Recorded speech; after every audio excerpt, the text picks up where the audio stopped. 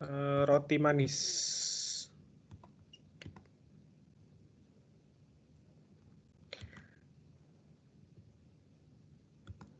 Nabilah. Silakan Nabilah.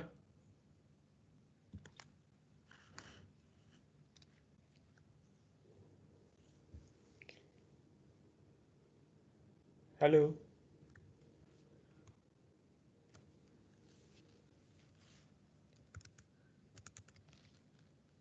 Nabilah. Suaranya belum masuk Nabilah.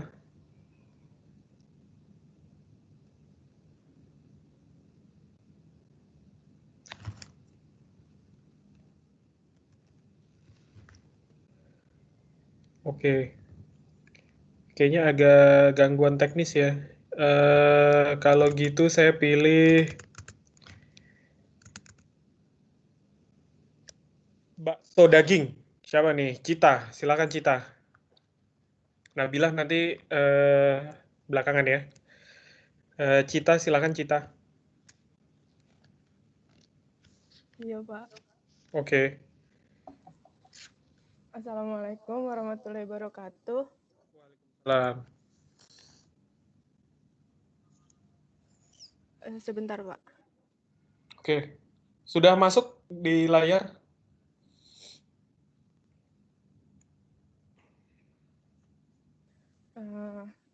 Hari ini saya akan mempresentasikan tentang program sanitasi pengolahan bakso daging. Next, Pak. Bentar nih.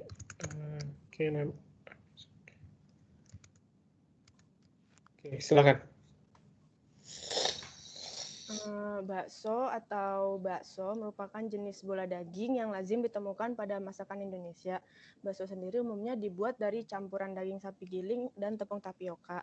Akan tetapi ada juga bakso yang terbuat dari daging ayam, ikan, atau udang, bahkan daging kerbau. Sebagian besar bakso terbuat dari daging sapi yang digiling terlebih dahulu dan dicetak menjadi bulatan bola-bola daging. Daging ini juga mengandung berbagai aneka gizi penting yang berfungsi sebagai pertumbuhan tubuh dan otak. Next, Pak. Nah, ini overview produk dari daging sapi. Nama produknya itu bakso daging sapi yang terdiri atas daging sapi, tepung tapioka, es batu, garam, gula pasir, merica, dan bahan-bahan lain.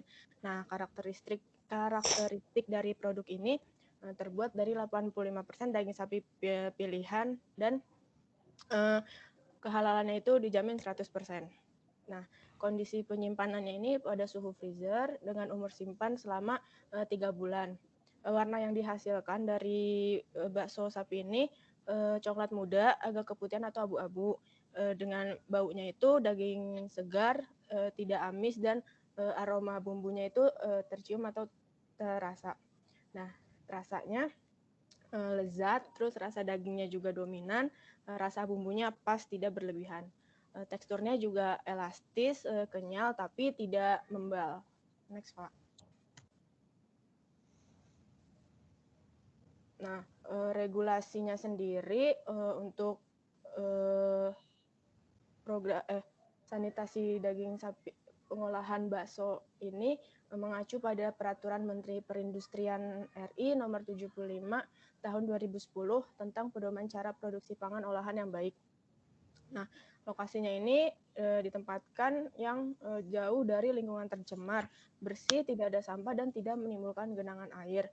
Untuk kondisi bangunannya sendiri, untuk lantainya itu kedap air, tahan garam, basa asam, tidak licin, dan setelah proses produksi itu mudah untuk dibersihkan. Untuk dindingnya bahannya tuh halus, tahan lama, dan mudah dibersihkan. Terus memiliki atap dan ventilasi udara. Selain itu ada aspek fasilitas sanitasi, terdapat sarana penyediaan air, sarana pembersihan atau pencucian, sarana toilet, dan sarana hygiene karyawan. Yang keempat, aspek mesin atau peralatan. Nah, mesin atau peralatan ini harus yang mudah dibersihkan dan tidak menimbulkan efek samping atau cemaran pada produk. Yang terakhir, aspek karyawan. Karyawannya itu harus mencuci tangan dulu sebelum kerja, terus pakai sarung tangan, penutup kepala, dan tidak makan, minum, dan merokok di tempat produksi. Next, Pak.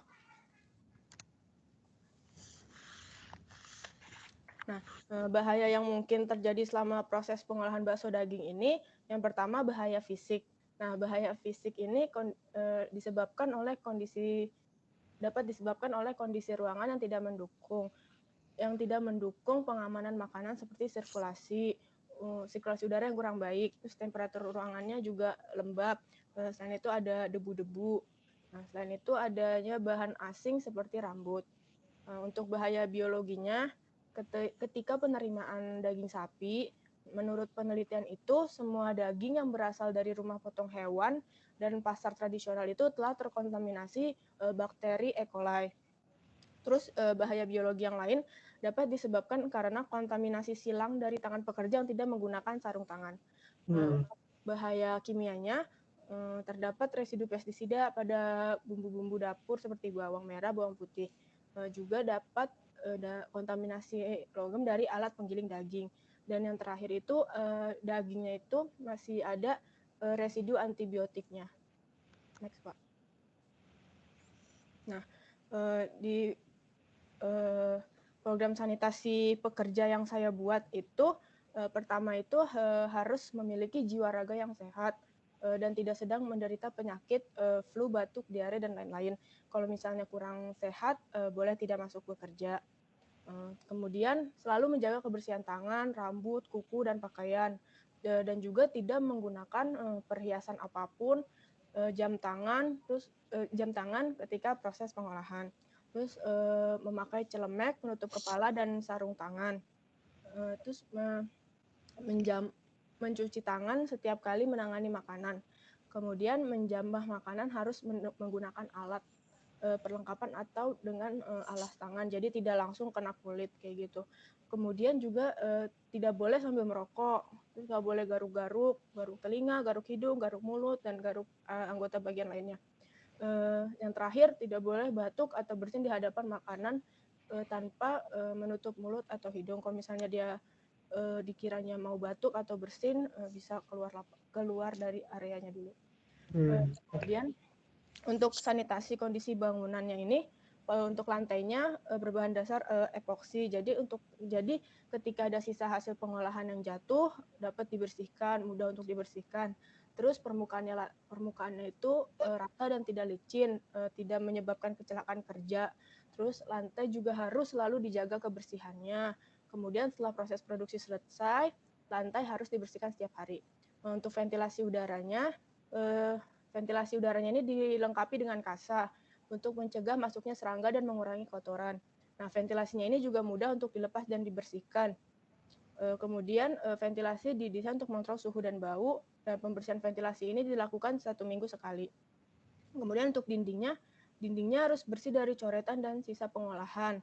Bagian dinding sampai ketinggian 2 meter dari lantai harus dapat dicuci dan tahan terhadap bahan kimia.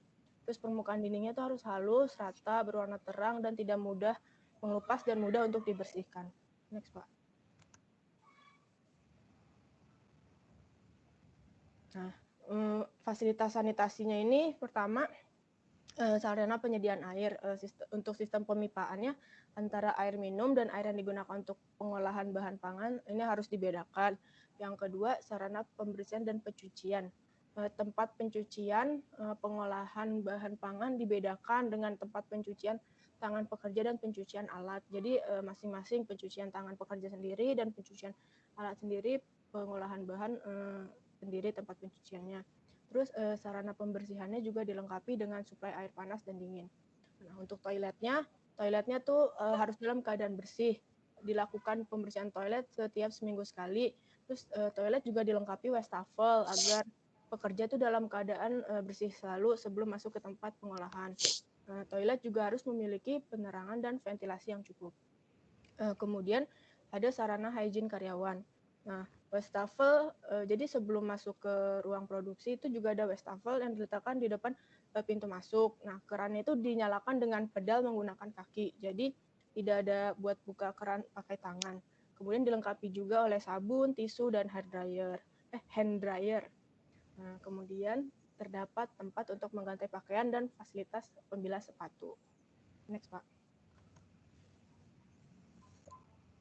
Nah, Ini tuh mesin-mesin atau peralatan yang biasanya digunakan untuk pembuatan bakso daging. Ada pertama dari meat grinder untuk menggilingkan daging, kemudian meat mixer untuk mencampurkan daging dengan tepung tapioka dan bumbu-bumbunya yang lain. Terakhir ada meatball making machine, ini dia tuh untuk mencetak bakso agar ukurannya tuh sama. Nah, peralatannya itu peralatan yang sudah dipakai, dicuci dengan air bersih dan dengan sabun, kemudian dikeringkan dengan alat pengering atau lap yang bersih. Nah, kalau udah bersih, peralatan disimpan di tempat yang bebas pencemaran. Nah, peralatan untuk pengolahannya ini juga terbuat dari bahan yang stainless steel karena tidak mudah bereaksi dengan bahan pangan dan aman juga untuk digunakan. Yang kedua ini untuk pembersihan mesinnya sendiri. Nah, mesinnya ini bisa dipindahkan dan dibongkar pasang gitu. Jadi untuk pembersihannya lebih mudah. Nah, pertama bersihkan sisa-sisa atau serpihan daging yang ada di dalam mesin, yang ada di mesin.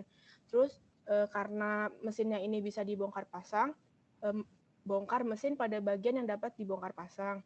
Terus dibilas dulu dengan air hangat, kemudian disikat mesinnya dan bagian-bagiannya tuh dengan sabun klorinat alkalin deterjen serta air. Kemudian dibilas dengan air panas. Setelah itu dilakukan pengecekan visual dan periksa kebersihannya. Kemudian disanitasi dengan asam hipoklorit dan biarkan kering dalam waktu 1 malam. Next, Pak. Nah, untuk sanitasi penyimpanan bahan bakunya sendiri, yang pertama penyimpanan bahan seperti tepung tapioka, bawang putih, garam, dan kawan-kawannya disimpan di tempat khusus dan selalu dijaga kebersihannya. Terus ruangan penyimpanannya tuh juga harus diberi ventilasi dan suhu ruangannya harus tetap dijaga sebesar 25 derajat Celcius. Terus rak-raknya itu diatur juga jaraknya minimal 15 cm dari dinding lantai dan 60 cm dari langit-langit. Nah, raknya ini juga harus mudah dibersihkan dan dipindahkan sehingga proses untuk sanitasinya lebih mudah. Terus dilakukan pembersihan ruangan minimal seminggu 2 kali. Nah, untuk penyimpanan dagingnya itu sebaiknya daging tidak dicuci terlebih dahulu karena menurut CDC Center for Disease Control membilas daging mentah berpotensi menyebarkan bakteri di dalam daging ke berbagai permukaan seperti peralatan masak dan bak cuci. Selain itu, air juga dapat merusak kualitas rasa daging dan membuatnya rentan mengalami freezer burn ketika disimpan. Nah, dagingnya ini juga tidak disimpan sekaligus dalam wadah plastik besar. Nah, disimpannya ini sesuai dengan kebutuhan. Yang ketiga, menggunakan plastik atau wadah kedap udara untuk membungkus daging. Membungkus daging dengan rapat ini akan selalu menjaga kualitas rasanya. Kemudian, memberi catatan tanggal untuk mengetahui umur simpan. Dan yang terakhir ini, penyimpanan dagingnya. Daging mentah ini tidak boleh terlalu lama berada pada suhu ruangan. Paling lama tuh disarankan 2 jam di dalam suhu ruangan. Alasannya karena bakteri cepat berkembang pada suhu ruang. Namun sebelum daging tersebut dimasukkan ke freezer, lebih baik didiamkan dulu di chiller yang bersuhu 4 derajat Celcius untuk transisi suhu. Dengan begitu, daging tidak mengalami perubahan suhu yang mendadak.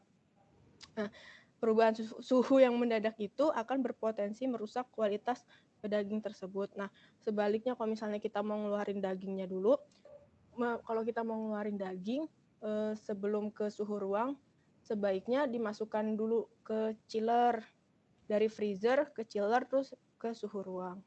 Kayak gitu. Oke. Sekian presentasi dari saya, kurang lebihnya mohon maaf. Assalamualaikum warahmatullahi wabarakatuh. Terima kasih. Waalaikumsalam warahmatullahi wabarakatuh. Kita kasih aplaus. Sekarang siapa yang mau bertanya? Bapak mau nanya. Boleh, silakan. Assalamualaikum warahmatullahi wabarakatuh. Saya juga ingin bertanya untuk bakteri Escherichia coli atau E. coli itu kan terdapat pada daging.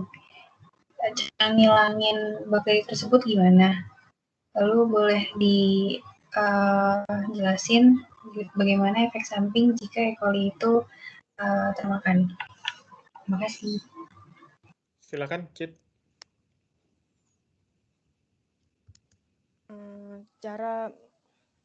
Sebelumnya terima kasih Cutulfa atas pertanyaannya. Nah, cara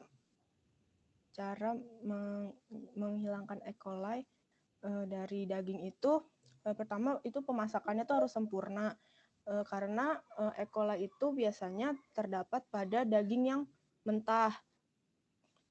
Kalau kita masak sempurna kan, karena E. coli itu tidak akan tumbuh pada suhu 45 derajat Celcius. Jadi dari segi pemasakannya itu harus benar-benar matang supaya tidak ada E. coli yang masih terdapat pada daging tersebut.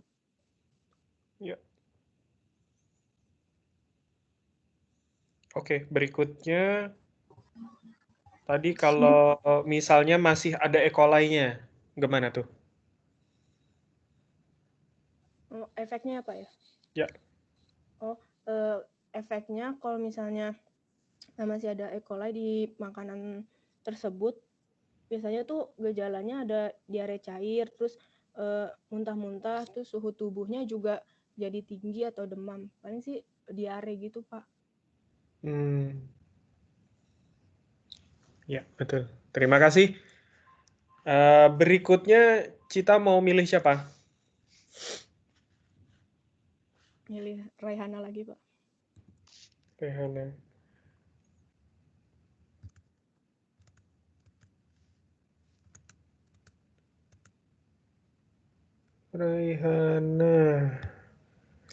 Oke, kita masuk ke sanitasi produk cheesecake. Silahkan, Raihana. Baik, bismillahirrahmanirrahim. Assalamualaikum warahmatullahi wabarakatuh. Waalaikumsalam. Hari ini saya akan mempresentasikan tentang sanitasi produk cheesecake. Ya, cheesecake ini merupakan kue dengan tekstur lembut berwarna kuning pucat dengan bahan dasar cream cheese yang biasa dipadukan dengan crumble sebagai alas dan buah atau puree sebagai topping. Next. Overview produk ini adalah dibuat dari bahan berkualitas, bahan dan peralatan halal dan food grade, dan disajikan dingin dan fresh setiap hari. Next.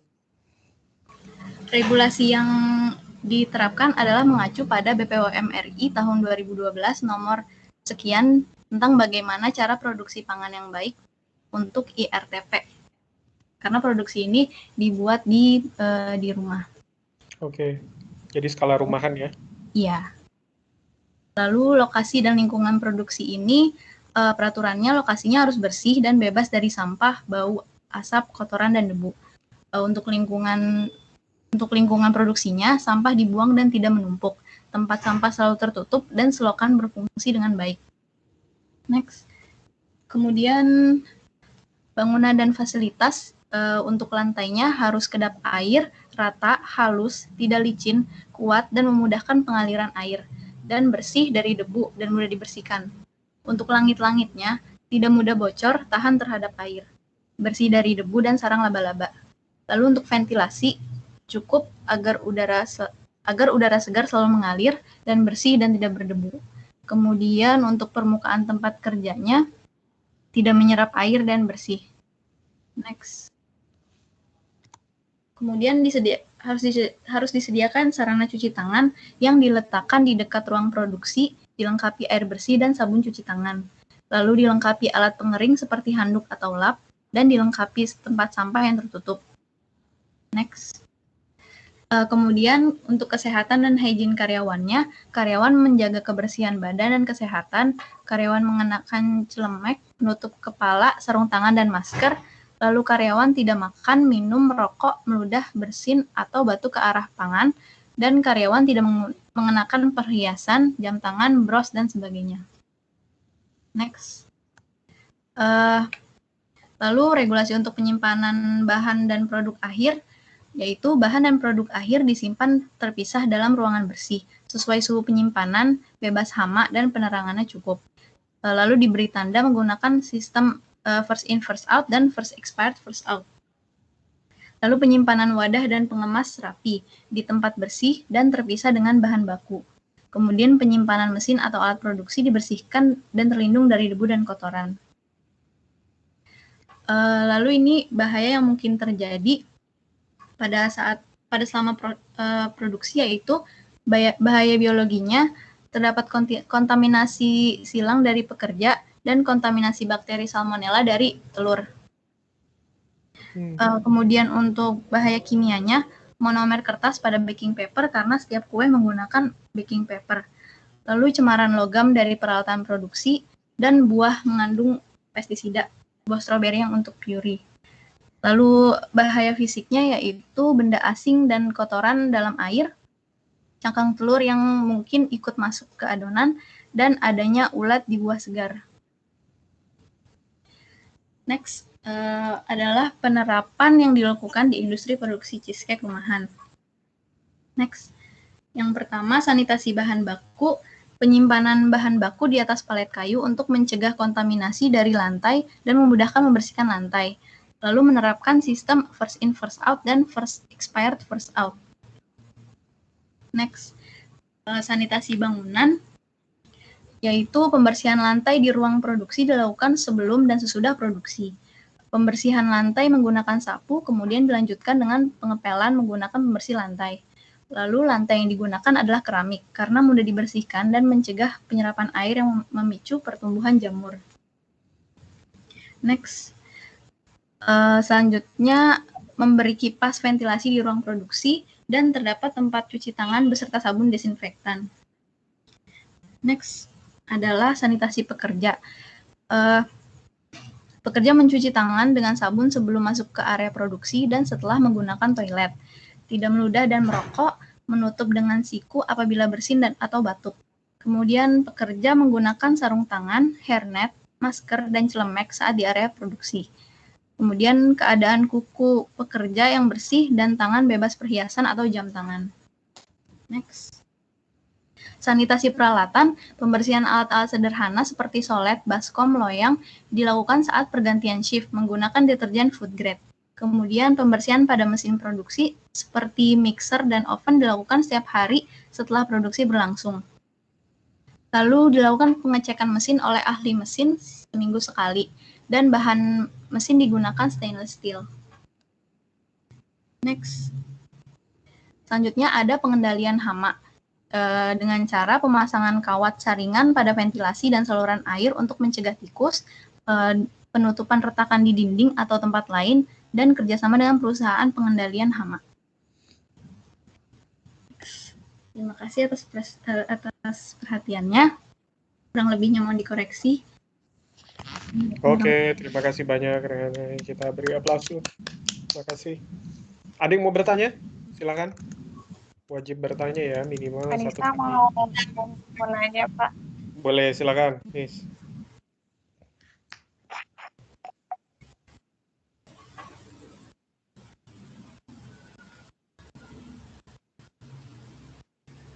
Silakan. Halo.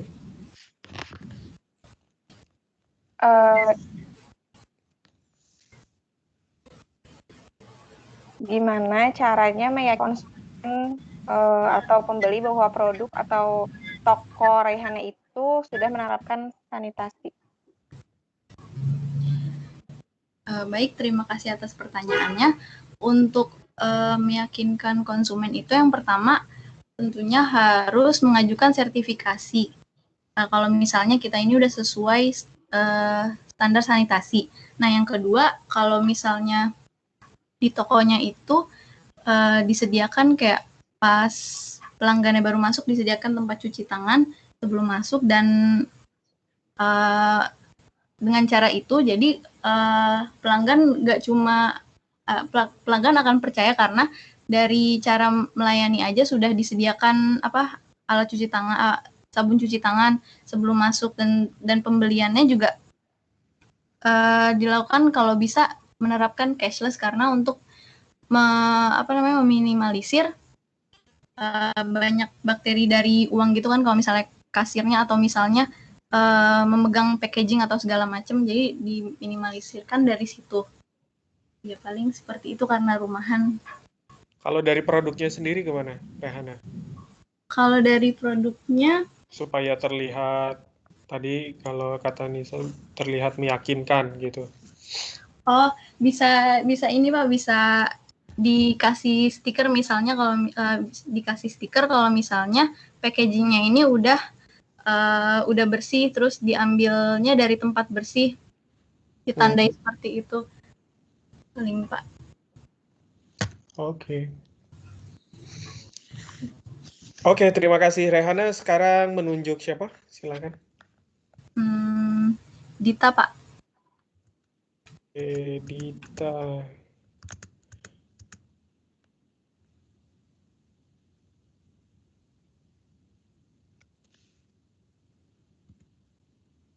Oke, Dita. Silakan, Dit.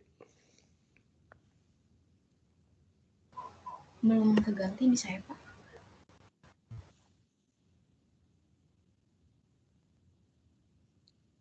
Sudah keluar? Sudah, Pak. Oke. Oh, iya ya udah. Bismillahirrahmanirrahim. Assalamualaikum warahmatullahi wabarakatuh. Waalaikumsalam. Perkenalkan, saya Dita Nurhanisa akan presentasi mengenai proyek sanitasi di coffee shop. Next Pak. Oke.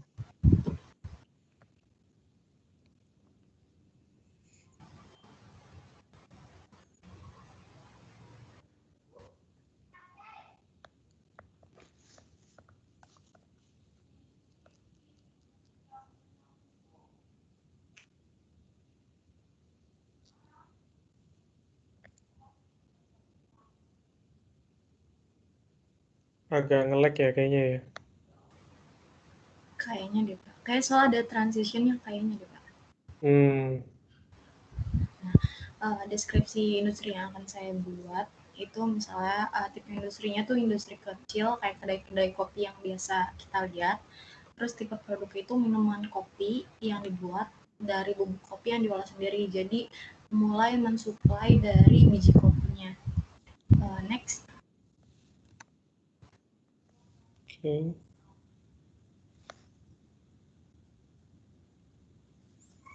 Oh ya, dia agak lambat nih. Oke, silakan.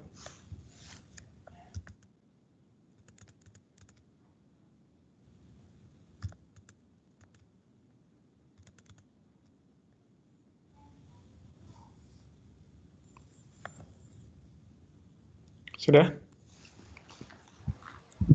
Di saya agak delay sih Pak. Oh iya, nggak apa-apa.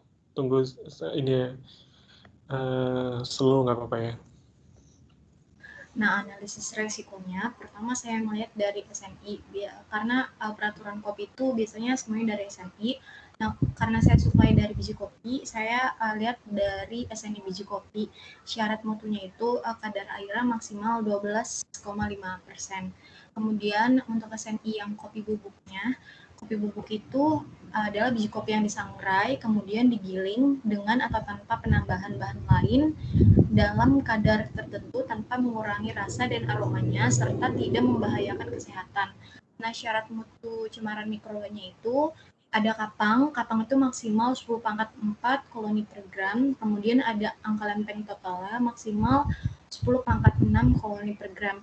Kemudian untuk SNI tentang kopi instan adalah produk kering yang mudah larut dalam air, diperoleh seluruhnya dengan cara mengekstrak biji tanaman kopi yang telah disangrai hanya dengan menggunakan air. Nah, syarat mutu pemeriksaan mikrobiologinya itu yang pertama, kapang itu maksimal 50 koloni per gram dan jumlah bakteri total itu kurang dari 300 koloni per gram.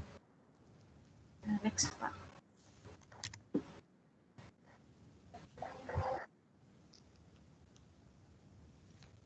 Oke. Nah, berdasarkan saya ada dua acuan jurnal. Nah, yang jurnal pertama itu judulnya Fungal Contamination in Green Coffee Bean Sample, a Public Health Concern. Jadi kapung pada biji kopi itu ditemukan pada biji kopi Arabica maupun Robusta itu didominasi oleh Aspergillus species dan Penicillium species. Sedangkan pada jurnal yang kedua ini berjudul Microbial Contamination of Coffee During Post-Harvest On-Farm Processing, a Concern for the Respiratory Health of Production Workers. Jadi bakteri pada biji kopi Arabica dan kopi Robusta adalah dominasinya itu dari bakteri gram negatif. Next, Pak.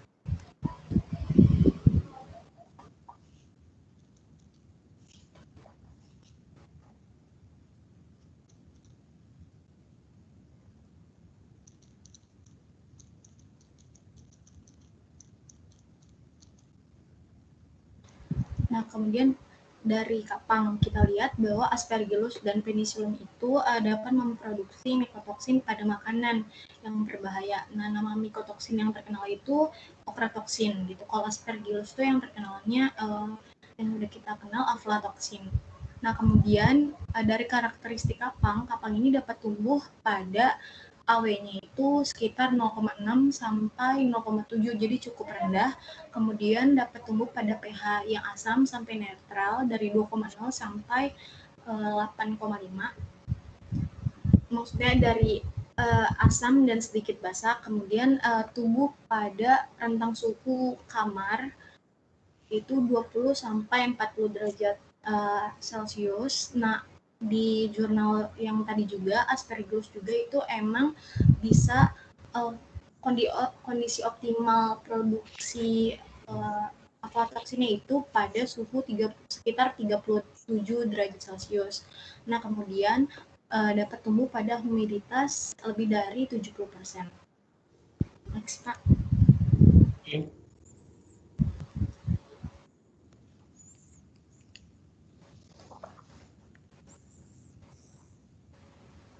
Nah, yang kedua ini karena tadi bakteri gram negatif, maka bakteri gram negatif itu kan diantaranya E. coli, ada Salmonella, Shigella, dan sebagainya. Namun yang common itu kan E. coli. Nah, biasanya bakteri gram negatif itu memang patogen. Nah, bakteri patogen ini memang tumbuh pada suhu mesofil atau 15 sampai 55 derajat Celcius. Kemudian dapat tumbuh pada humiditas lebih dari 80%. Kemudian pH untuk tumbuhnya itu pH netral dan sumber kontaminasinya itu dapat dari udara maupun air, terutama E. coli. Next. Nah, proses produksinya pertama biji kopinya yang udah didapat itu disangrai, kemudian biji kopi digrinding agar menjadi bubuk kopi. Nah, bubuk kopi yang udah dipakai untuk diseduh itu disimpan. Next.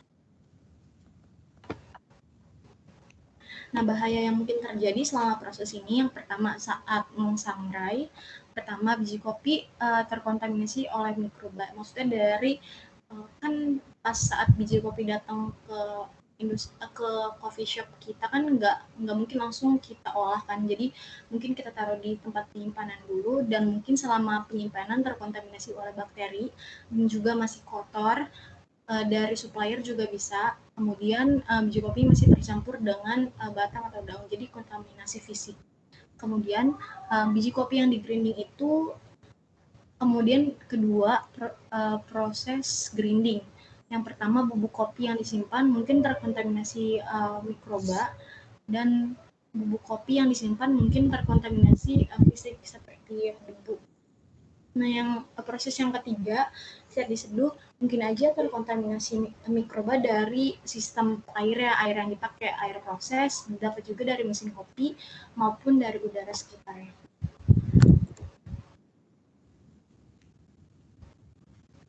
Nah, berikut ini desain ruangan. Yang pertama ini atap dan langit-langit. Jadi atap dan langit-langit ini didesain menarik dan higienis. Yang pertama, terus hindari penggunaan beton karena sulit dibersihkan. Jadi kalau untuk atap itu rekomendasinya atap dari berbahan UPVC. Karena bahan UPVC ini udah pasti nggak mungkin berkarat dan sangat tahan terhadap bahan kimia gitu, banyak unggulannya. Terus kemudian di atas ruang produksi diberikan exhaust fan dilengkapi dengan HEPA filter. Kenapa? Biar ada sirkulasi udara udara karena kan di ruang produksi itu harus tertutup. Jadi ada sirkulasi udara dan juga filter HEPA ini memiliki kemampuan 99% menyaring mikroba. Kemudian hindari penggunaan asbes pada langit-langit. Belum, Pak. Iya. Tadi belum selesai. Oh, tadi belum selesai, sorry. Iya.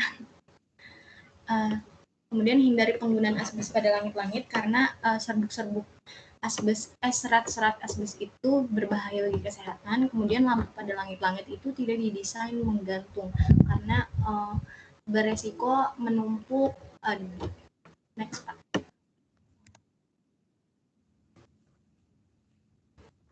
Nah, untuk dinding dan lantainya, dindingnya terbuat dari beton yang halus agar permukaannya rata. Kenapa dinding juga? Kenapa beton? Karena kan emang densitasnya lebih tinggi daripada bata biasa, apalagi batako. Jadi dia kedap air, tahan air gitu. Jadi kemungkinan untuk membuat ruangan lembab itu lebih rendah. Kemudian dinding di ruangan produksi itu dilapisi oleh cat atau pelapis yang membuatnya mudah dibersihkan.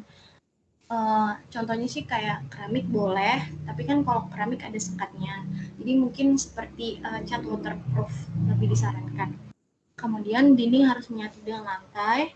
Lantai harus kedap air, tidak retak, tahan terhadap bahan kimia. Biasanya lantai bisa dipakai itu kan bisa dicat epoksi atau yang lebih murahnya itu bisa pakai lantai vinil karena lantai vinil memiliki keunggulan seperti epoksi tapi harga lebih murah. Kemudian lantai di ruangan produksi dan penyimpanan sebaiknya digunakan lantai tanpa sambungan. Next, Pak. Nah, pintu dan jendela ini diberikan khusus untuk ruangan produksi itu diberikan ruang antara. Jadi pintu ruang antara dulu baru bisa masuk ruang produksi, itu biar mengurangi kontaminasi silang dari luar.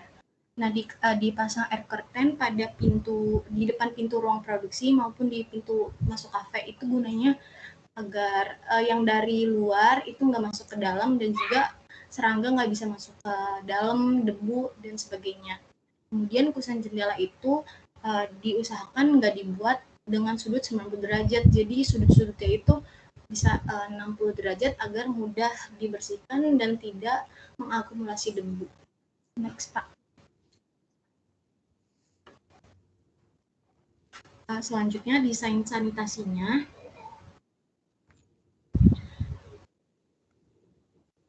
Dari pertama ini personal hygiene. Yang pertama, kuku harus selalu pendek, bersih dari kotoran dan tidak menggunakan nail art, nggak pakai kutek-kutek gitu. Kemudian sering mencuci tangan, terutama saat akan handling kopi dan setelah handling kopi. Cuci tangan dilakukan minimal 20 detik tiap mencuci tangan. Kemudian menggunakan sarung tangan tiap proses produksi seperti mau ngerosted atau grinding. Nah, tiap berganti proses produksi harus mengganti sarung tangan, jadi nggak boleh campur-campur. Kemudian menggunakan sarung tangan disposable, selalu menggunakan apron saat mulai bekerja dan melepasnya saat tidak bekerja. Menggunakan pakaian yang berlengan dan sepatu yang tertutup. Selalu mencuci tangan saat akan memasuki ruangan produksi dan mengganti alas kaki dengan yang disediakan. Jadi nanti rencananya itu di depan ruang produksi itu sudah disediakan alas kakinya sendiri gitu agar nggak ada kontaminasi dari luar karena kan di alas kaki itu banyak banget mikroba kan. Kemudian tidak menggunakan perhiasan, rambut harus selalu rapi dan tidak boleh terurai. Kemudian menggunakan penutup mulut saat bekerja. Next, Pak.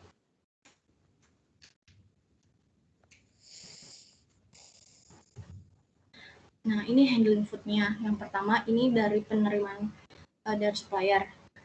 Misalnya pastikan biji kopi yang diterima dari supplier ini dalam keadaan baik dan bersih. Jadi benar-benar dari supplier yang terpercaya aja kita menerimanya.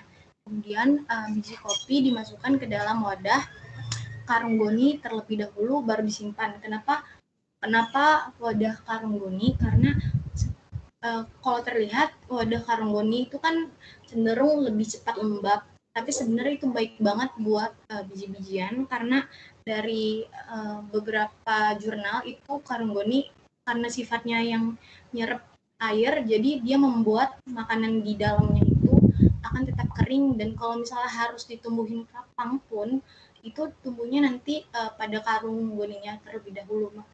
Makanya nanti karung goni yang dipakai itu yang sudah dipakai tidak dipakai lagi. Kemudian biji kopi disimpan di dalam karung goni yang berbeda sesuai batch penerimaan dan kedatangannya. Biji diletakkan pada rak yang telah diatur, jadi dikasih jarak dari lantai dan dikasih jarak dari dinding biar nggak langsung nempel. Kemudian ruang penyimpanan harus diatur suhu dan kelembapannya. Suhunya itu sekitar 10 derajat Celcius dan kelembapan itu harus kurang dari 60%. Ini berdasarkan analisis resiko yang sebelumnya telah disebutkan. Kemudian menerapkan prinsip first in, first out, selalu catat tanggal penerimaan biji kopi pada logbook yang disediakan dan beri label tanggal pada kemasan. Next, Pak.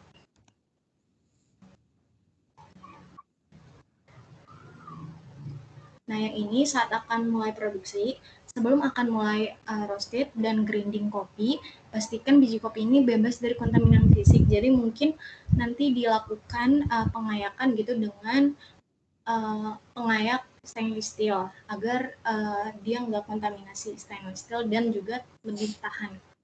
Kemudian sebelum mulai roasted dan grinding, pastikan alat yang digunakan itu udah bersih dan kering. Kemudian bubuk kopi yang sudah jadi segera masukkan ke dalam wadah yang bersih dan kemudian ditutup rapat. Dan kemudian masukkan bubuk kopi dalam wadah tersebut ke dalam ruang penyimpanan jika tidak digunakan. Bubuk kopi diletakkan di rak dan berada di atas biji kopi. Rencana itu bubuk kopi di atas biji-biji kopi itu biar nggak ada kontaminasi silang. Jadi nggak deket gitu penyimpanannya. Kemudian beri label tanggal pada masing-masing wadah dan selalu mencatat tanggal pada logbook yang tersedia. Next, Pak.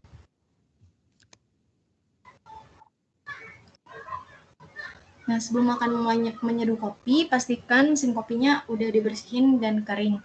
Nah, air yang digunakan untuk menyeduh kopi harus dipastikan bebas mikroba apapun, menggunakan sistem perpipaan yang dilengkapi dengan membran filter agar air yang digunakan selalu dapat dipastikan bersih. Gunakan es batu yang dibuat sendiri, jadi enggak supply dari luar. Kita pakai air proses yang sama seperti untuk membuat kopi. Kemudian kemasan kopi yang panas maupun yang dingin selalu menggunakan kemasan penutup biar nggak ada kontaminasi dari udara masuk ke kopi tersebut. Kemudian sedotan yang dikasih ke pengunjung juga bukan sedotan yang banyak gitu, jadi satu persatu emang udah dikemas di plastik atau kertas. Next.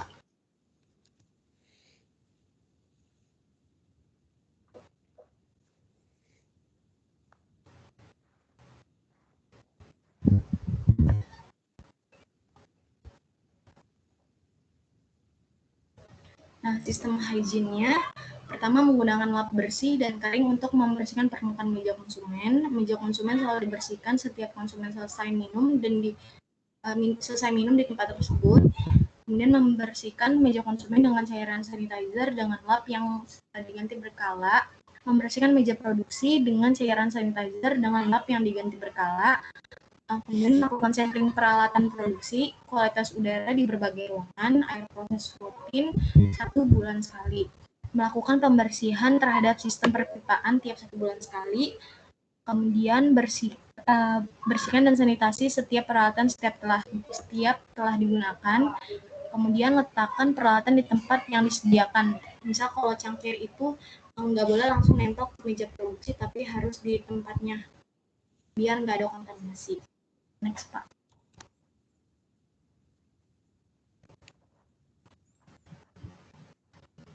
Nah, sistem sanitasi.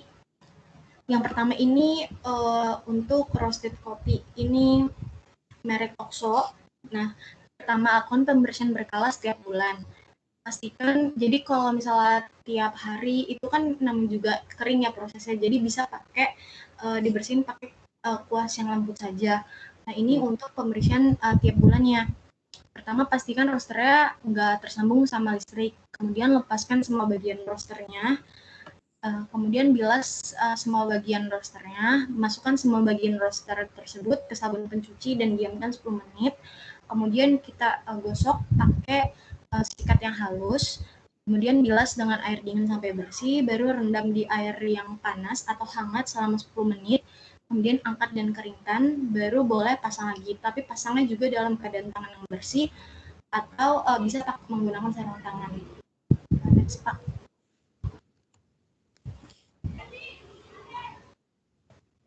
Nah, ini buat grinder ini. Nah, buat grinder ini yang pertama itu nggak boleh tersambung dengan listrik. Kemudian hopper itu bagian masukin biji kopinya sama bagian yang udah jadi bubuknya gitu. Jadi hopper itu ada dua, lepaskan hopper, kemudian bersihkan biji kopi yang tertinggal di atas pisau di dalamnya itu pakai sikat yang lembut, kemudian lepaskan pisau dengan hati-hati, bersihkan lubang keluar serbuk kopi dengan sikat halus, masukkan hopper dan pisau ke dalam sabun pencuci, diamkan 10 menit, gosok tiap bagian menggunakan sikat yang lembut, kecuali pisau karena beresiko, kemudian bilas dengan air dingin sampai bersih, rendam di air panas atau air hangat sampai 10 menit, kemudian setelah semua bersih, keringkan dan boleh pasang lagi dengan keadaan tangan yang bersih. Next, Pak.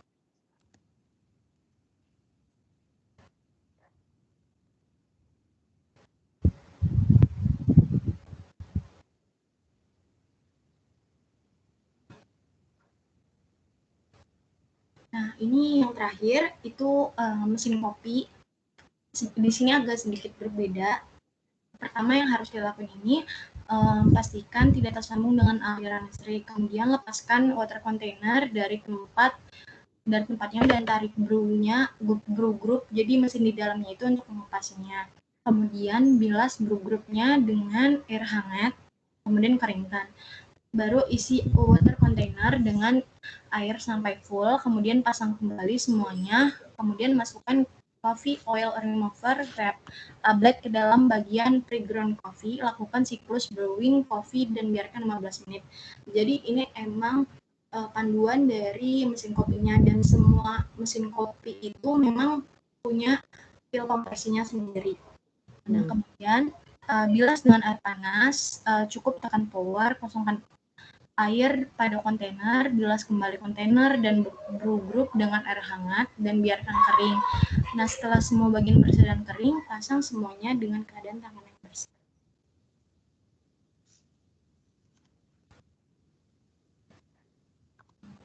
Next, Pak.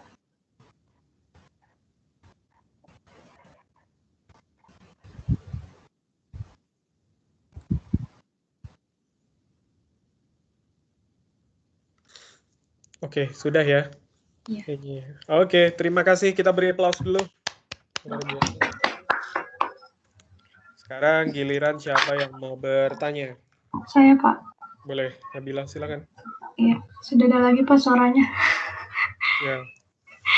Ya, jadi saya mau nanya ke Dita, jika harus menentukan kira-kira bahan pembersih apa sih yang mau dipakai di toko kopi kamu, dan alasannya kenapa? Terima kasih.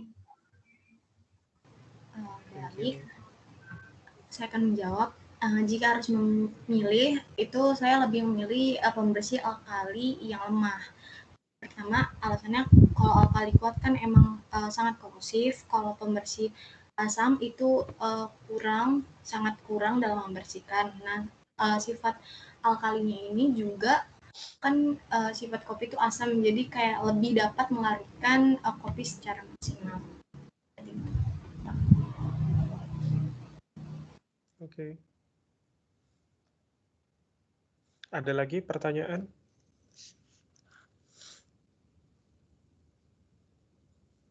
Oke, jadi kamu ini ruang produksi sama coffee shop-nya terpisah ya, sistemnya ya? Iya, sama bartender, iya beda, Pak. Oke. Oke, nggak apa-apa. Ya, setiap ini bisa beda-beda ya.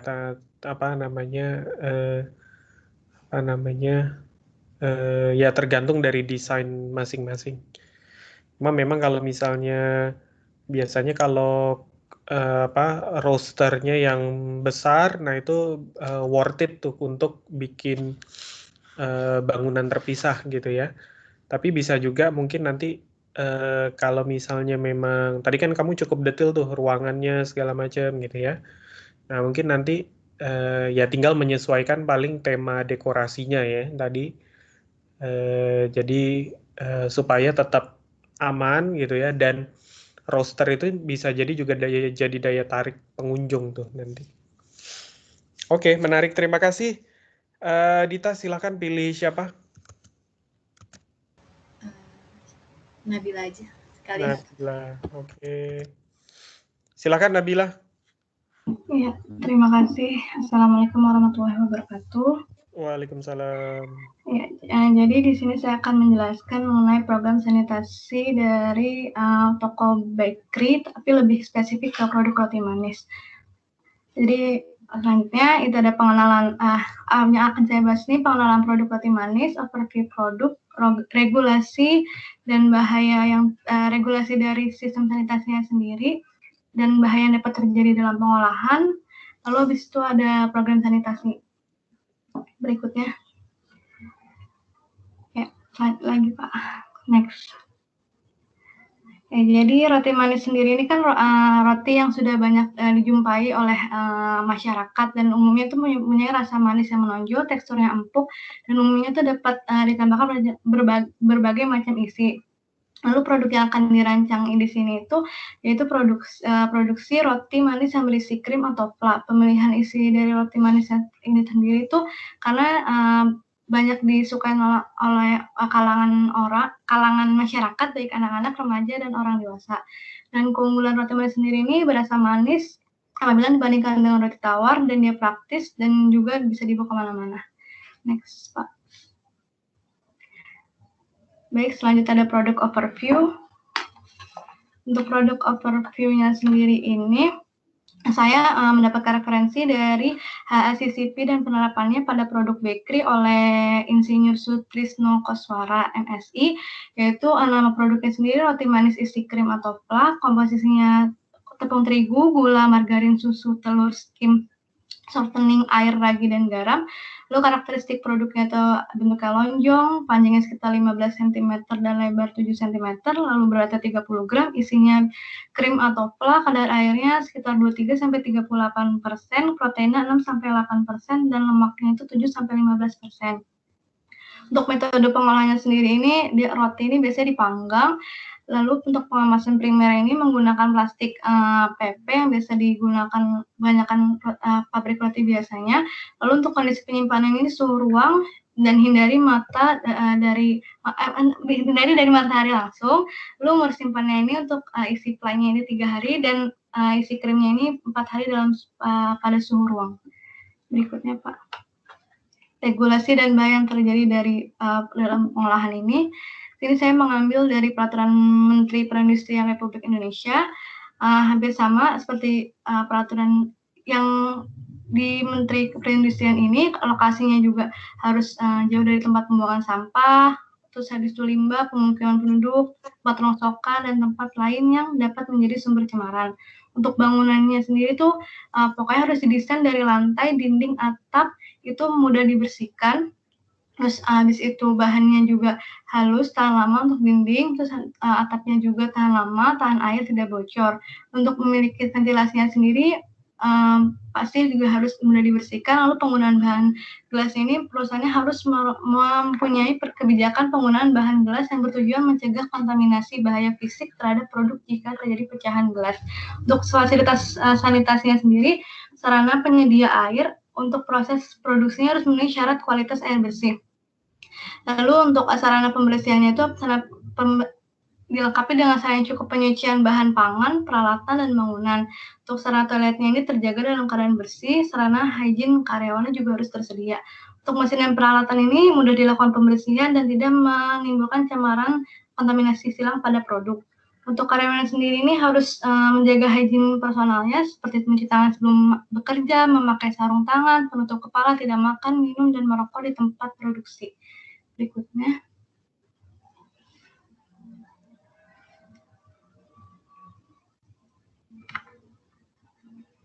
Dan ini bahaya fisik, bahaya kimia, dan bahaya biologinya. Saya juga mengacu pada referensi yang sama seperti overview produk.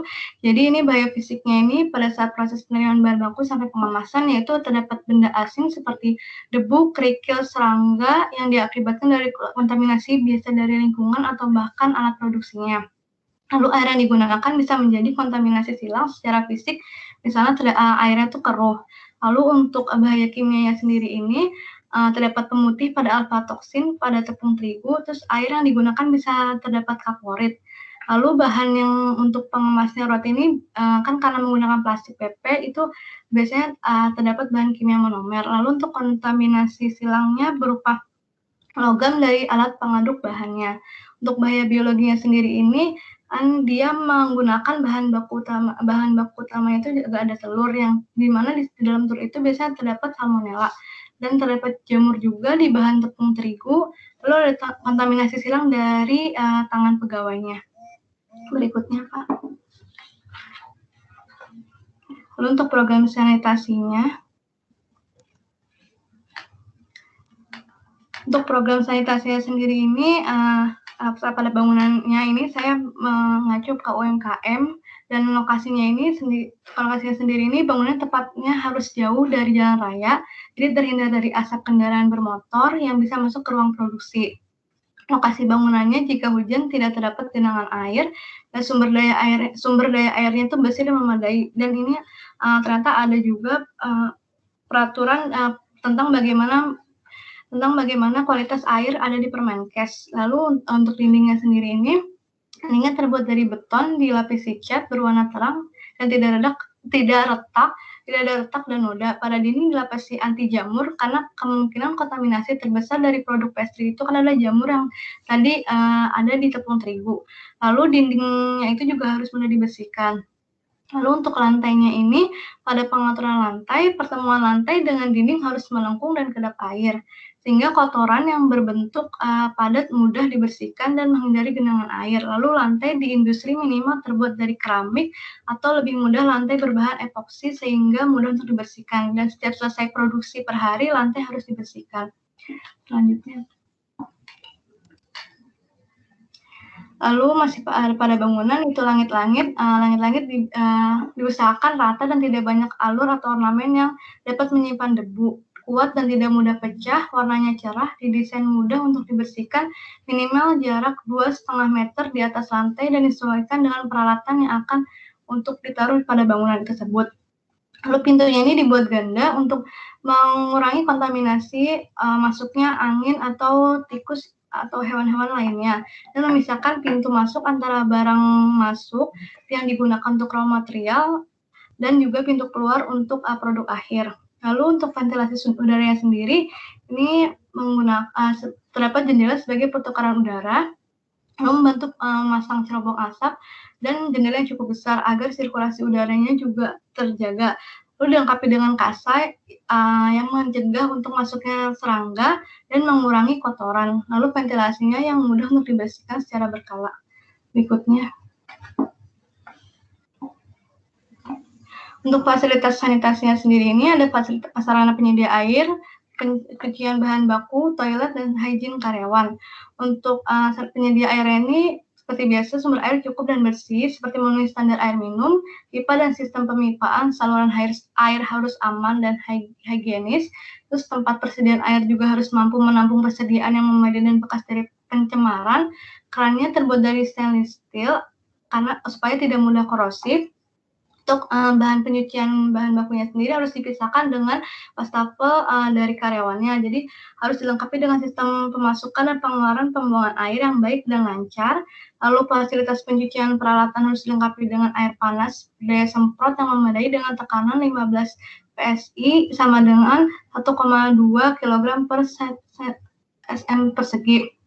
Sarana toiletnya sendiri ini, lokasi toiletnya ini tempat tertutup dekat ruang pengolahan Lalu kelengkapan di toiletnya ini tempat cuci tangannya juga ada 1 buah untuk 10 orang, ya, maksimal 1 buah untuk 10 orang, lalu ada sabun handuk yang diganti secara reguler.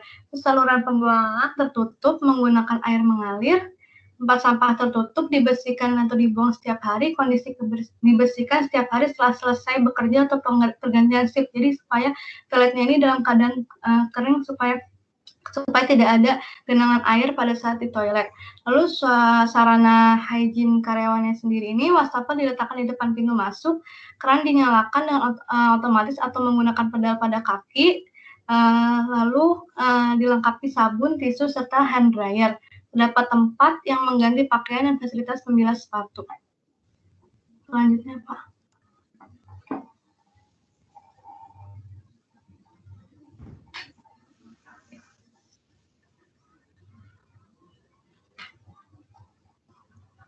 Sudah keluar? Belum, Pak. Oh, belum. Masih ini ya? Iya. Nah, ini. Sanitasi. Selanjutnya untuk personal hygiene atau sanitasi pekerja. Jadi sanitasi pekerja ini meliputi pemeliharaan higienitas pribadi seperti kebersihan tubuh dan pakaian. Jadi para pekerja itu yang masuk kerja juga harus dalam keadaan sehat jiwa dan raga. Dan para pekerja pria tidak diizinkan berambut panjang, dan bagi wanita yang berambut panjang harus diikat. Pekerja tidak diizinkan mempunyai kuku panjang, terutama menangani bahan secara langsung. Sebelum melakukan pekerjaan dan proses produksi, para pekerja harus mencuci tangan terlebih dahulu. Lalu untuk menjaga kebersihan selama proses produksi, para pekerja diwajibkan memakai celemek, menutup kepala, masker, alas kaki, dan sarung tangan. Lalu tidak makan, minum, bahkan merokok selama proses produksi atau menyentuh produknya. Selanjutnya, Pak. Okay.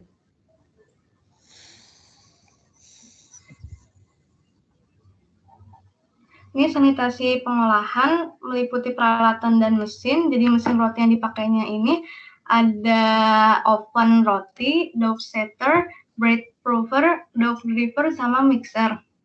Dan peralatannya ini yang digunakan dalam proses pengolahan ini dari bahan yang tidak mudah toksik, korosif, dan mudah dilakukan disinfektan agar mudah terjaga kebersihannya.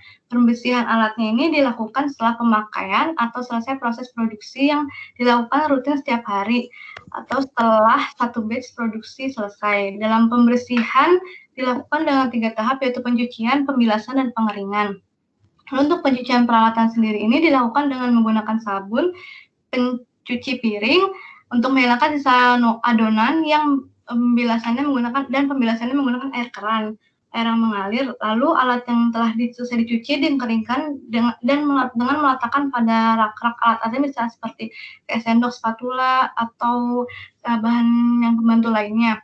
Alat pembantu lainnya. Lalu untuk peralatannya itu menggunakan material stainless steel agar mudah untuk dibersihkan. Dan untuk mesinnya sendiri ini, mesin peralatannya mudah dipindahkan dan dibongkar pasang agar pembersihannya juga maksimal. Lalu untuk alat berupa mesin dan meja kerja, pembersihan dilakukan dengan lap yang basah, tapi lap basahnya juga dipastikan kebersihannya dan juga harus sering dicuci. Lalu sebaiknya dilakukan pembersihan alat secara berkala untuk menghindari kerusakan alat dan menjaga kebersihan alat. Selanjutnya, Pak.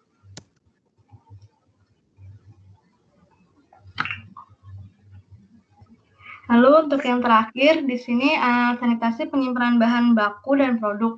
Jadi penyimpanan bahan baku dan produk ini dipisah, dan penyimpanan bahan baku kering dan bahan baku basah ini juga dipisah. Kalau bahan baku kering itu seperti tepung terigu, gula, ragi, garam, dan sebagainya. Itu gudang penyimpanan bahan kering ini tidak lembab sehingga mencegah pertumbuhan mikroorganisme pada bahan baku.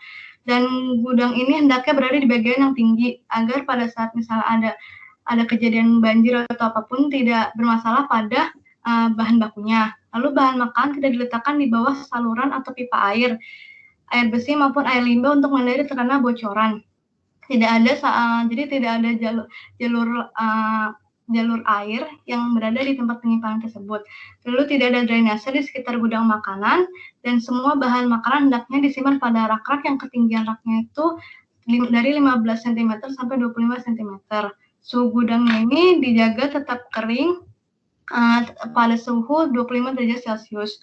Gudangnya dibuat supaya agar hewan-hewan tidak bisa masuk ke gudang penyimpanan tersebut. Lalu penyimpanan makan harus rapi dan ditata untuk menjaga sirkulasi udara, jadi tidak padat, ada space-space-nya. Lalu untuk penyimpanan bahan baku basahnya sendiri ini seperti telur, susu cair yang sudah dibuka dari kemasan atau krim. Itu pintu kulkas dan pintu ruangan pendingin tidak boleh sering dibuka karena akan membuat suhunya itu tidak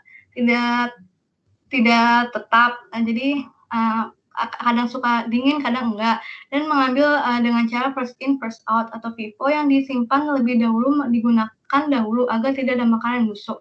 Lalu untuk penyimpanan produk sendiri nih, kalau roti itu harus setelah dipanggang itu harus ditempatkan rak untuk pendingin, supaya kalau langsung ditaruh di plastik itu akan membuat rotinya itu akan mengkerut. Jadi didinginkan dulu baru taruh di plastik. Maka tempat penyimpanan baku dan produksi rotinya itu harus terpisah. Dan pada saat roti sudah selesai dipanggang, sebelum dikemas, roti diletakkan di rak pendingin yang berbahan stainless steel dan dipastikan sudah bersih araknya itu. Setelah itu roti dikemas dan siap disajikan ke konsumen. Berikutnya.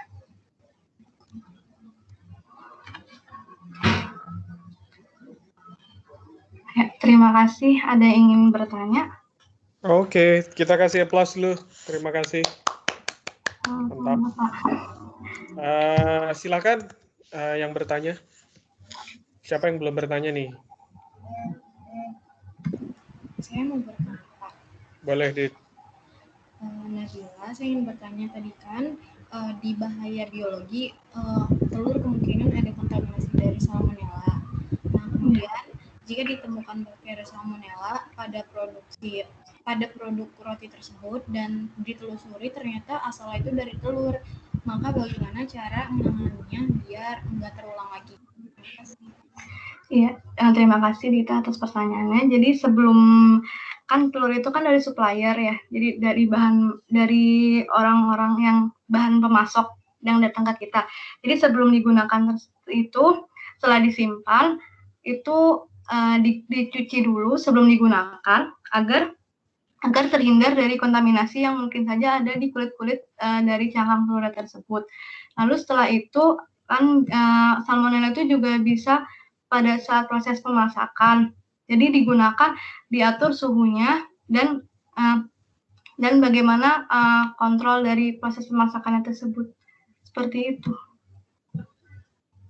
Jadi ya, jadi dari awalnya dulu harus dibersihkan dengan bersih supaya tidak ada kontaminasi ke tempat yang lain-lainnya. Seperti itu, Pak. Oke. Ya. Baik. Selanjutnya.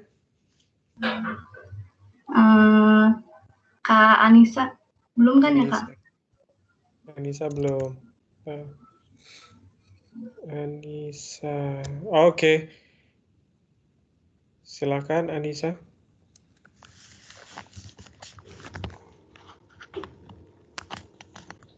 Baik, Assalamualaikum warahmatullahi wabarakatuh. Saya Nisa Intaniswara akan mempresentasikan program sanitasi minuman sari buah yang saya next Pak. Lokasi pabriknya itu, pabrik terletak di lokasi yang jauh buruk pada kesehatan serta lingkungan pabrik yang akan mengakibatkan dihasilkan. Next.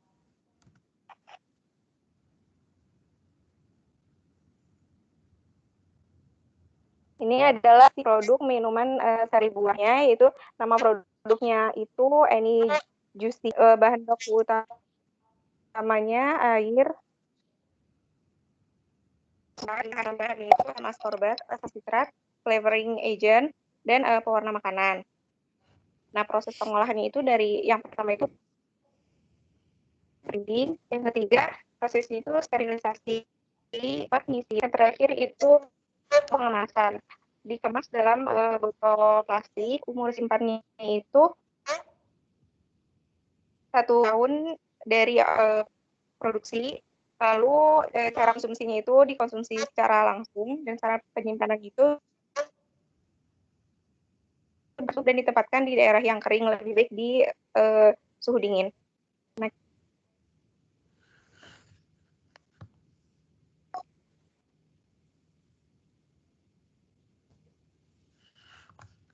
ini adalah analisis bahaya dari produksi minuman sari buah, penanganan bahan baku. Inputnya itu bahan baku dari pemasok seperti buah-buahan, gula, dan bahaya biologinya kapang, kamin, serta bakteri patogen. Kimianya itu terdapat bahan kimia berbahaya pada bahan baku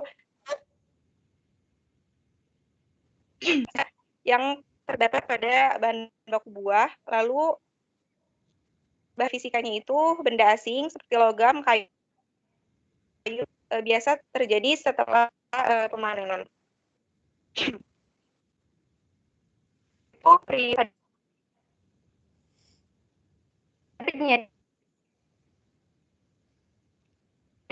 Pada kontaminasi benda asing seperti logam. Selanjutnya, penyaringan air, inputnya itu dari jenis bahayanya. Yang pertama itu bahaya biologi pada air seperti coliform dan streptococcus. Bahaya fisiknya itu kontaminasi benda asing seperti logam, plastik, kayu, dan selanjutnya pada proses sterilisasi. Inputnya larutan jus. Bahayanya pada bahaya biologi yaitu udara pada saat produksi. Selanjutnya itu filling. Inputnya larutan jus yang telah disterilisasi. Bahayanya biologi, bakteri patogen, bahaya kimianya itu kontaminasi bahan kimia dan bahaya. Next.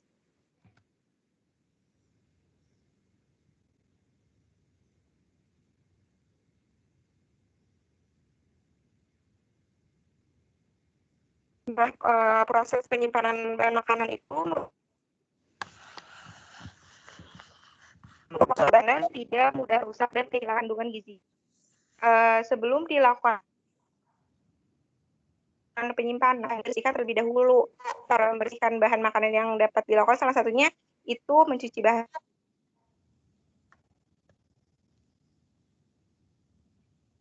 Kemudian dibungkus menggunakan pembungkus yang bersih dan disimpan di ruangan dengan suhu. Cara panen bahan bakunya itu pertama semua simpan pada rak-rak dengan ketinggian 15 sampai 25 cm. Lalu keringnya itu 22 derajat Celcius. Penempatan bahan makanan harus rapi dan kita tidak apa lagi untuk bahan buah agar tidak mudah busuk. Selanjutnya makanan seperti buah disimpan pada panas 10 sampai 15 derajat Celcius. Lalu pintunya tidak boleh sering dibuka karena akan meningkatkan suhu sehingga makanan akan mudah busuk. Nah, yang terakhir itu pengambilan bahan dengan cara first in, first out. Next. Berikut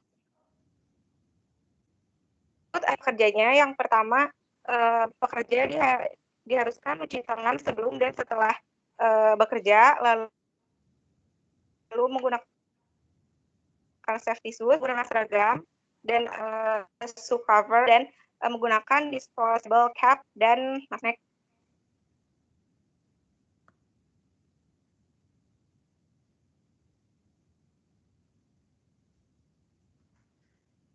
Next, Pak.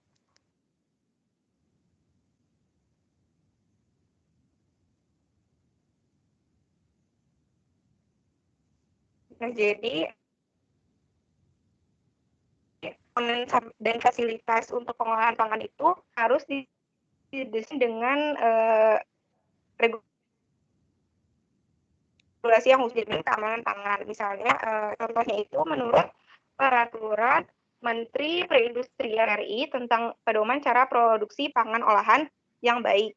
Dipersyaratkan bahwa bangunan dan ruangan dibuat berdasarkan perencanaan yang memenuhi persyaratan teknik dan hygiene. Mudah dibersihkan, mudah struktur ruangan yaitu lantai, dinding, atap, dan langit-langit, pintu, dan jendela. Yang pertama itu dinding. Dindingnya terbuat dari beton dan memiliki permukaan yang halus. Nah, disarankan juga menggunakan dinding itu dari keramik, dikarenakan agar dinding mudah dibersihkan. Lalu bisa juga menggunakan lapisan cat epoksi dan dinding harus menyatu dengan lantai untuk agar mudah dibersihkan. Next.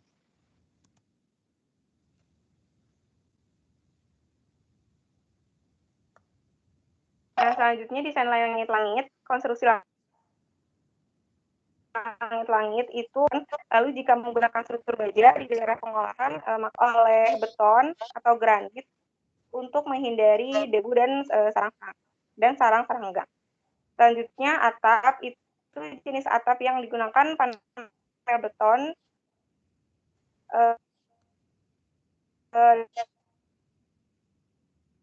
desainnya diberi kasta untuk mencegah kontaminan, lalu bukaan atap dipasang dengan unit penanganan udara yang terisolasi dan mudah dimakai.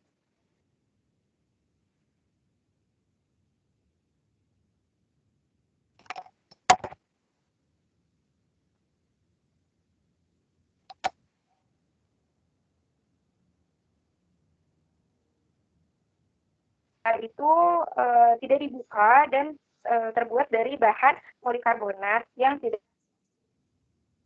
Selanjutnya kusen bagian luar harus memiliki untuk mencegah akumulasi debu dan menempatkan jendela pada bagian luar dinding dan menggunakan kemiringan yang sama untuk bagian dalam.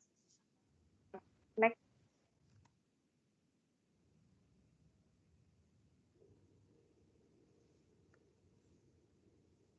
Desain pintu itu dibuat ganda untuk mengurangi kontaminasi angin, tikus ataupun serangga.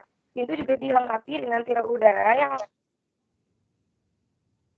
memiliki kecepatan meter per menit untuk mencegah kontaminan. Selanjutnya, tirai udara harus terhubung langsung ke sakat pintu sehingga memungkinkan gerakan udara yang simultan dengan pembukaan dan penutupan.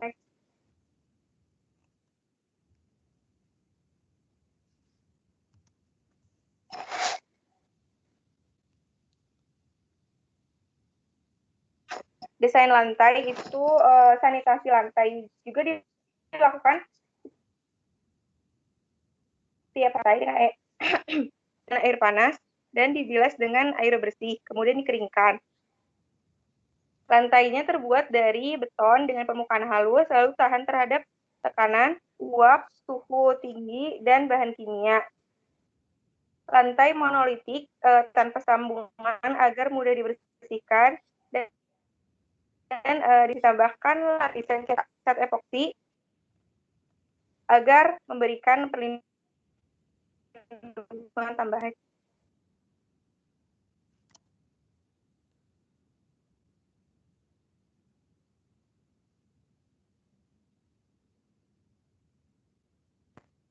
Fasilitas sanitasi itu toilet diletakkan tidak terbuka langsung ke ruang proses pengolahan, jadi ada bagiannya tersendiri. Lalu dilengkapi dengan bak cuci tangan dan diberi tanda pemberitahuan bahwa setiap karyawan yang menggunakan toilet harus terlebih dahulu. Lalu sarana cuci tangannya itu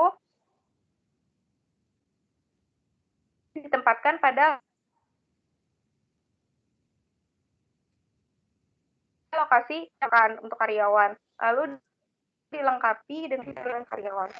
Selanjutnya, next Pak. Ya. Nah, alat pengolahan dan wadah itu perlu dijaga kebersihannya karena juga merupakan sumber pencemaran. Peralatan harus memenuhi persyaratan sanitasi baik desain maupun bahan konstruksinya, yaitu mudah dibongkar pasang dan mudah dicuci. Karena bahan yang mudah berkarat atau kasar juga jadikan tempat berkembang biak. Nah, ini adalah sanitasi mesin dan peralatan dilakukan setiap hari di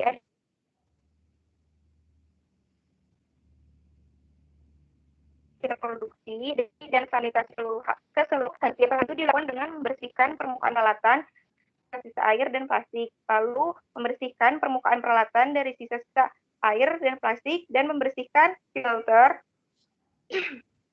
mengelap dan membersihkan peralatan. Langkahnya itu yang pertama, alirkan air dengan suhu kamar, lalu tambahkan larutan klorin disirkulasikan selama 20 menit, lalu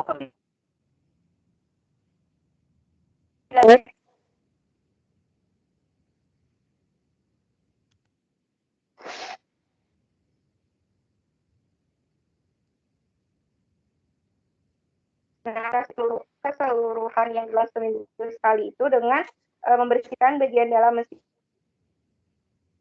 bagian dalam lain dibersihkan dengan metode cleaning in place.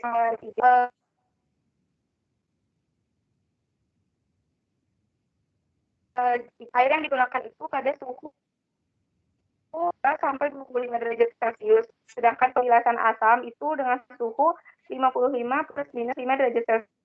Dan pembilasan basah pada suhu 86 plus minus 5 derajat. Yang pertama, larutan basah itu disirkulasikan selama 10 menit. Lalu pembilasan menggunakan air softener panas, lalu pengecekan pH, dan dilanjutkan larutan asam, lalu dilanjutkan prosesnya sama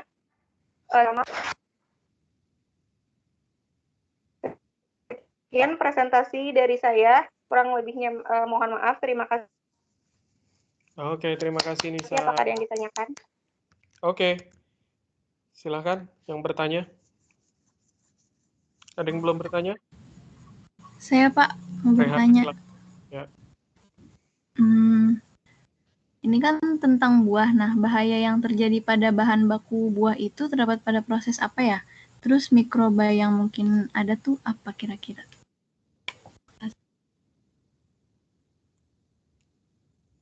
Makasih.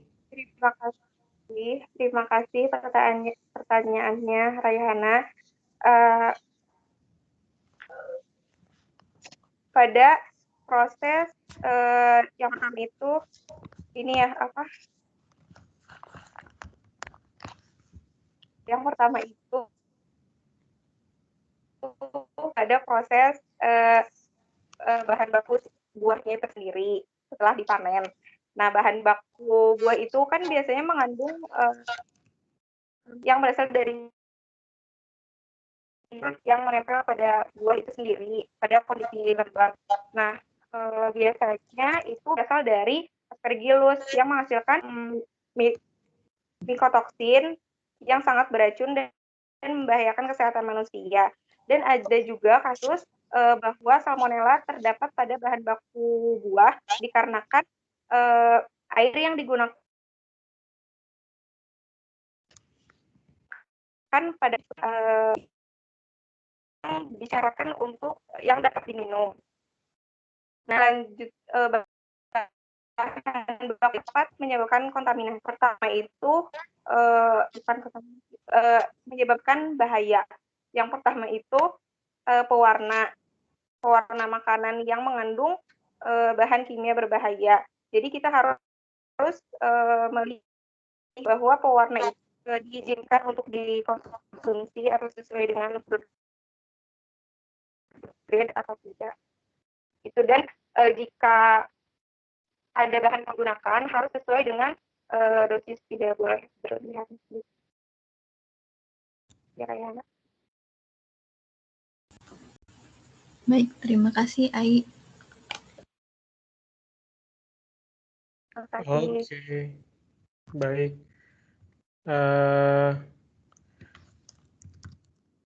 Kita beri aplaus buat semuanya. Terima kasih banyak. Alhamdulillah ya.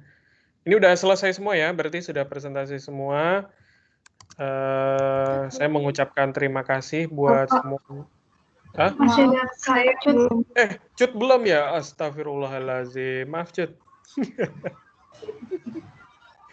Oke, lanjut. Cut, silahkan. Maaf ya. Iya, Oke. Sebentar, saya share screen dulu.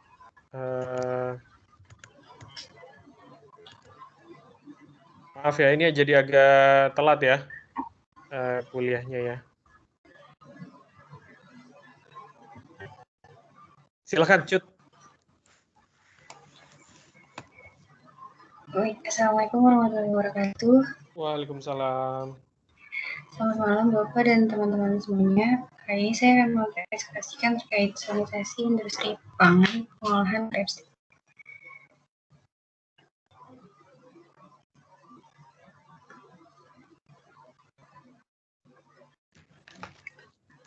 Nah, rapstik itu sendiri merupakan produk berbahan baku surimi dengan warna permukaan atas itu menyerupai warna kepiting yang sudah direbus, yaitu oranye, dan putih di bagian dalam itu beraroma dan rasa khas kepiting.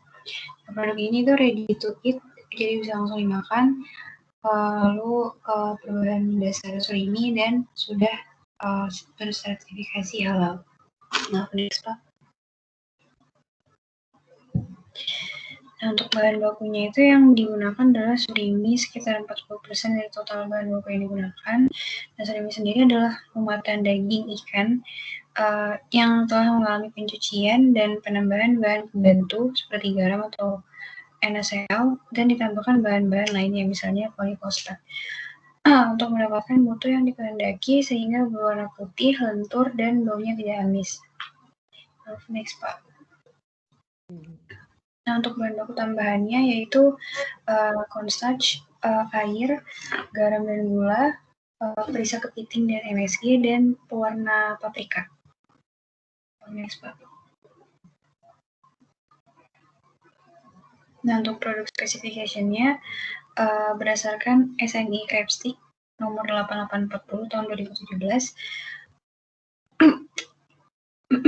Untuk parameternya itu ada ALT atau angka lempeng total, persyaratannya itu kecil dari 10.000 koloni per gram, lalu ada salmonella, persyaratannya negatif per 25 gram, lalu ada listeria monocytogenes itu negatif per 25 gram, dan ada logam berat, PB, HGCD, untuk PB itu kecil dari 0,3 ppm, dan untuk HG itu kecil dari 0,5, dan untuk CD itu lebih kecil dari 0,1. Maaf, next Pak.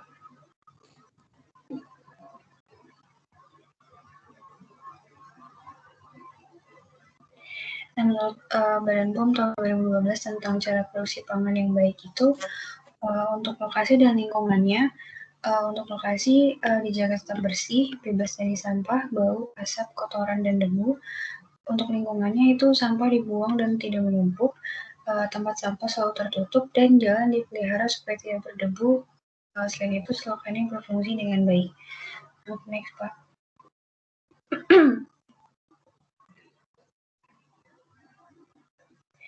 Nah, untuk bangunannya sendiri, lantainya dibuat dari bahan kedap air, rata, halus, tetapi tidak licin, kuat, memudahkan pembuangan atau pengaliran air, tidak tergenang, memudahkan pembuangan atau pengaliran air, serta mudah dibersihkan. Lalu untuk dindingnya dari bahan yang kedap air, rata, halus, berwarna terang, tahan lama, tidak mudah mengelupas, kuat, dan mudah dibersihkan. Nah, untuk langit-langitnya terbuat dari bahan yang tahan lama, tahan terhadap air, tidak mudah bocor, tidak mudah terkelupas atau terkikis. Nah, untuk pintunya itu dibuat dari bahan yang tahan lama, kuat, tidak mudah pecah atau rusak, rata, halus, berwarna terang, dilengkapi dengan pintu kasa yang dapat dilepas atau memudahkan pembersihan dan perawatan. Maaf, Pak.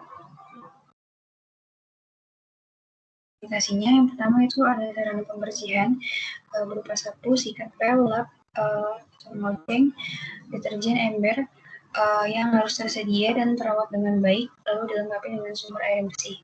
Untuk sarana cuci tangannya diletakkan di dekat ruang produksi, dilengkapi air bersih dan sabun cuci tangan, alat penggaring tangan, dan tempat sampah yang tertutup.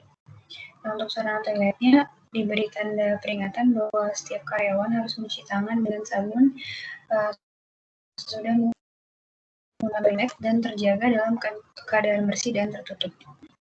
Next, Pak. Nah, bahaya yang bisa terjadi selama proses yaitu bahaya fisika. Untuk pekerjaannya itu bisa tangan tergores, tangan terpotong, tersentuh benda panas, ruangan yang terlalu panas, kurang penerangan, dan kontaminasi serpihan besi ke produk.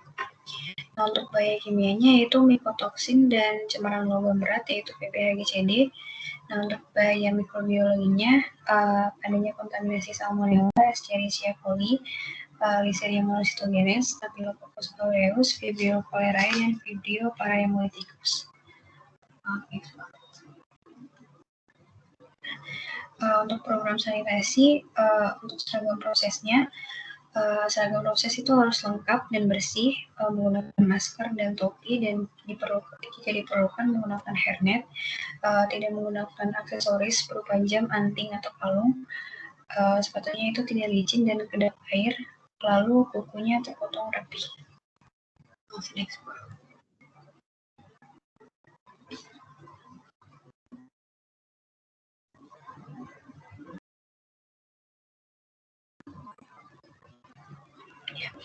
Sebelum masuk ke ruang proses, karyawan proses wajib merol seragam, topi, dan setelah itu mencuci tangan sesuai standar.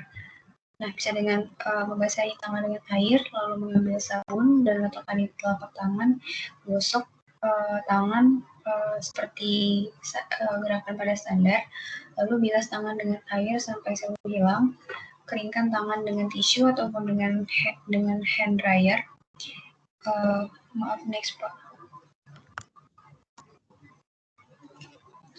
Lalu semprot tangan dengan alkohol, diusapkan ke seluruh tangan, lalu menggunakan sarung tangan dan kembali disemprotkan dengan alkohol. Nah, sebelum masuk ruang proses juga karyawan wajib merendam sepatu bus pada foot bath yang berisi air klorin dengan konsentrasi 200 ppm. Next, Pak. Nah, untuk sanitasi peralatannya yang dapat dilakukan yaitu yang pertama itu mengecek kebersihan peralatan, yang kedua itu membersihkan peralatan yang terlihat kotor, ketiga itu sabunkan dan bilas dengan air bebas klorin, yang keempat itu rendam dalam larutan klorin 200 ppm selama 1 menit, lalu yang terakhir itu bilas dengan air bebas klorin lalu dikeringkan. Next.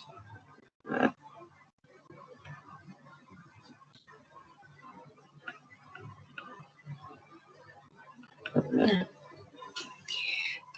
general cleaning ini adalah proses pembersihan yang dapat dilakukan secara berkala,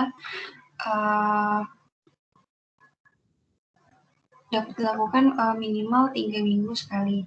Nah, general cleaning itu dilakukan pada peralatan-peralatan, misalnya pada pisau, pada meja, mesin, dan peralatan mesin lainnya.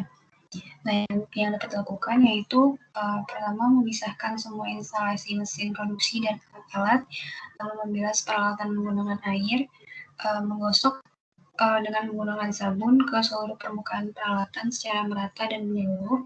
Untuk meja proses itu harus dicuci sampai kaki meja dan sela-sela bawah meja. Nah, untuk mesin itu harus dibuka selama instalasi dan harus dibersihkan sampai ke sela-sela setiap mesin. Apabila sudah digosok menggunakan sabun, bilas dengan menggunakan air sampai tidak ada sabun yang tertinggal di alat. Next.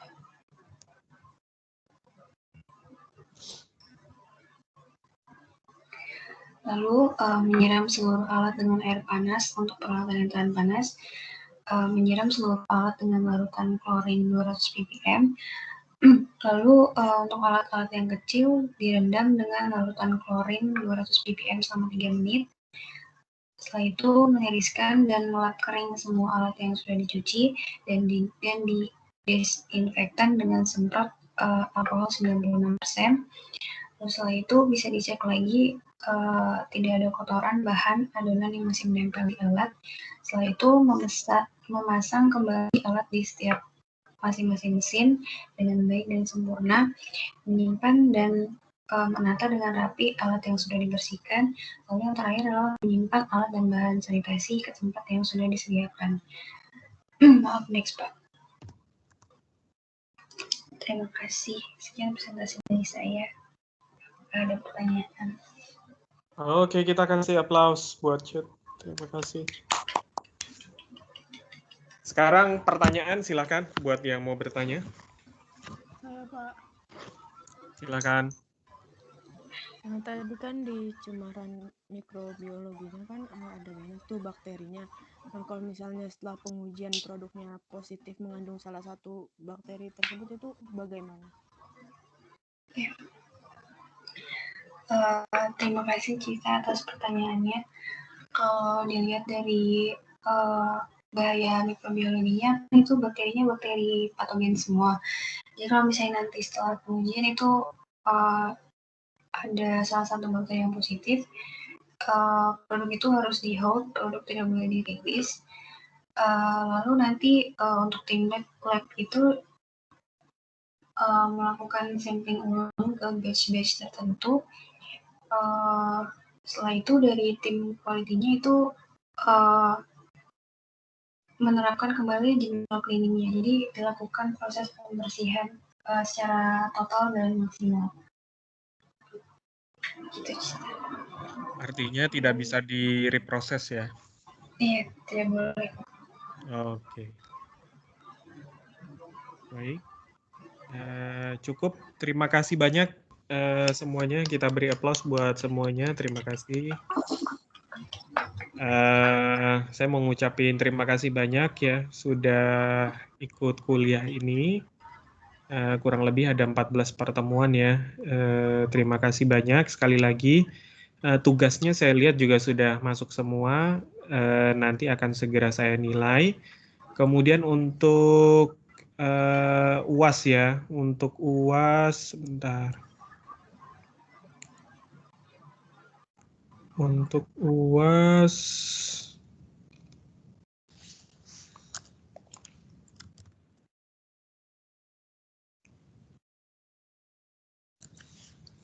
jadi untuk UAS format soalnya mirip kayak teknologi fermentasi ya. Jadi question section A itu nanti teman-teman menjelaskan ada dua kata-kata, itu harus teman-teman jelaskan. Harusnya sederhana ini, mudah, nilainya 40. Kemudian section 2 teman-teman coba belajar tentang ini, nanti ada diagram bagaimana membersihkan di pelan dairy ya. Jadi nanti teman-teman bisa baca kira-kira fungsi dan lain sebagainya seperti apa ya. Jadi yang dairy operation sanitation-nya itu seperti apa ya.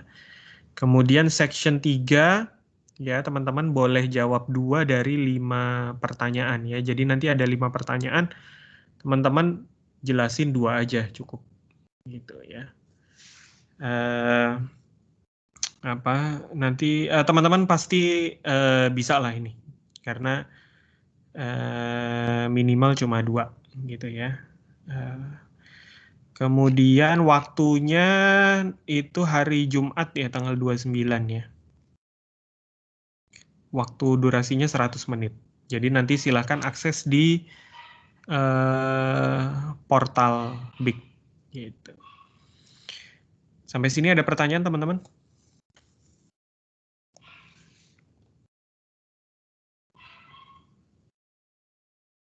Kalau tidak ada, kita tutup sama-sama dengan baca hamdalah. Alhamdulillah alamin. Sekali lagi terima kasih banyak. Mudah-mudahan kita berjumpa lagi ya di kesempatan yang lain.